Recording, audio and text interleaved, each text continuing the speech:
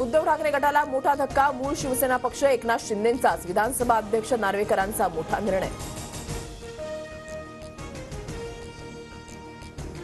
शिंदे आणि ठाकरे दोन्ही गटाचे आमदार पात्र. विधानसभा अध्यक्षांचा निकाल. एकमेकांना अपात्र करण्याच्या याचिका फेटाळल्या.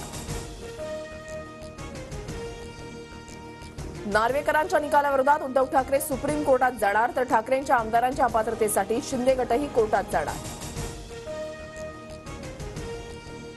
भरत गोगावलेंनी बजावलेला व्हीप योग्य पद्धतीने नव्हता, त्यामुळे ठाकरे गटाच्या आमदारांना अपात्र केलं नाही. राहुल नार्वेकरांकडून स्पष्ट.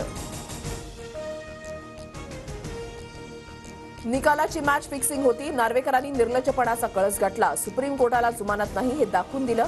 ठाकरे संतापले. हुकुमशाही पद्धतीनं पक्ष चालवणाऱ्या लोकांना मोठा झटका. 2019 मध्ये ज्यांनी जनतेसोबत बेईमानी करणाऱ्यांना ही चपराक. अपात्रतेवरील निकालानंतर मुख्यमंत्री शिंदेंचा हल्लाबोल.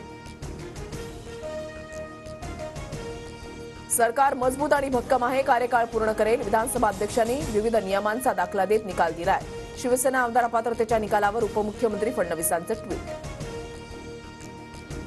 शिंदे नार्वेकर गोगावलेंची अवकात काय? हा निर्णय नव्हे, भाजपचं षडयंत्र. राऊतांचा हल्लाबोल. तर राऊतांविरोधात सभागृहात हक्कभंग प्रस्ताव आणणार. विधानसभा अध्यक्षांबाबत अपशब्द वापरल्यानं राम कदम आक्रमक.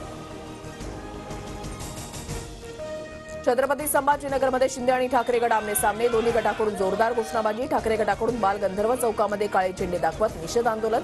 कार्यकर्ते आक्रमक. अपात्रतेवरील निकालानंतर शिंदे गटाकडून जल्लोष. कार्यकर्त्यांकडून मिठाई वाटून आणि फटाके फोडून आनंदोत्सव.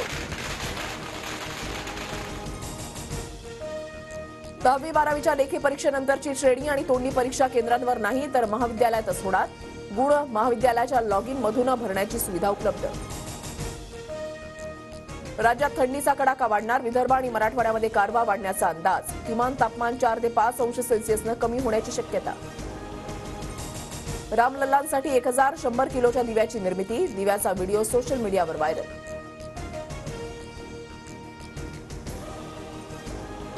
भारत आणि अफगाणिस्तान यांच्यामधील पहिला T20 सामना आज मोहालीमध्ये खेळला जाणार. आजच्या सामन्यातून विराट कोहलीची माघार. कर्णधार रोहित शर्माकडे सर्वांच्या नजरा.